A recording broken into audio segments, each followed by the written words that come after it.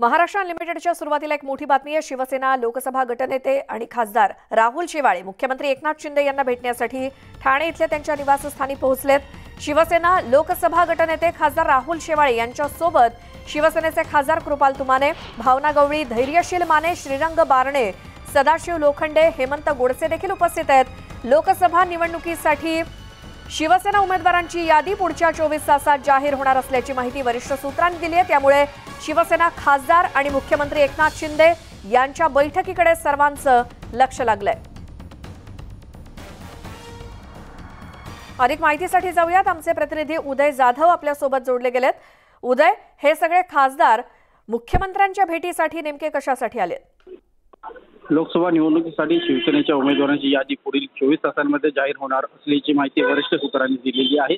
त्यामुळे शिवसेनेचे सर्व खासदार, लोकसभा गटनेते आणि खासदार राहुल शेवाळे यांच्या नेतृत्वाखाली मुख्यमंत्री एकनाथ शिंदे यांना भेटायला गेलेले आहेत। सध्या महायुतीचे एकूण जागा वाटपासंदर्भात अनेक तर्कवितर्क जे आहेत ते लढवले जात आहेत। कोणती जागा कोणत्या पक्षाला जाणार याबद्दल देखील अनेक अनिश्चितता काही प्रमाणात आहे। भाजपकडनं 20 लोकसभा मतदारसंघांची यादी जरी जाहीर झाली असली तरी उर्वरित ज्या 28 लोकसभा मतदारसंघ आहेत त्यावरनं अजूनही तूतूममे काही जागांसंदर्भात आहे। त्यामुळे काही मनात साशंकता किंवा इतर काही संशय किंवा इतर काही राजकीय परिस्थिती निर्माण झाली, काय करावं या दृष्टिकोनातून एक रणनीतीचा भाग म्हणून चर्चा करण्यासाठी हे सर्व खासदार राहुल शेवाळे यांच्या नेतृत्वाखाली मुख्यमंत्री एकनाथ शिंदे यांना भेटायला आलेले आहेत। सध्या ते ठाणे येथील निवासस्थानी या सगळ्या बैठकांचं सत्र जे आहे ते सुरू झालेलं आहे आणि अतिशय महत्त्वाची बैठक असणार आहे। या बैठकीनंतर शिवसेनेची लोकसभेची जी एकूण उमेदवार यादी आहे ती जाहीर होणार असल्याची माहिती मिळते आहे। साधारणतः 24 तासाची उमेदवार यादी जाहीर करतील।